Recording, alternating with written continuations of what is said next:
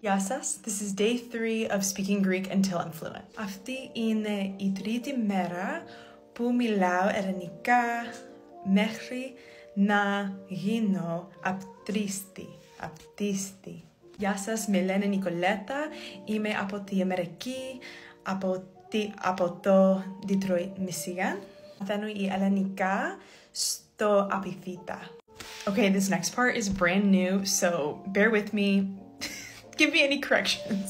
Σπουδάσα διδασκαλία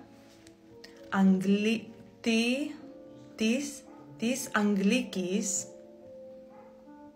ως δεύτερης γλώσσας, βιβλικής και θεολογία σε ένα πανεπιστήμιο στο Chicago. Well, we're making progress slowly but surely. Hopefully you understood what I said, but if not, I'll keep working on it. Είμαι στο κουρασμένη. I'm so tired. So, καλή νύχτα, γεια σας, and I'll see you guys tomorrow.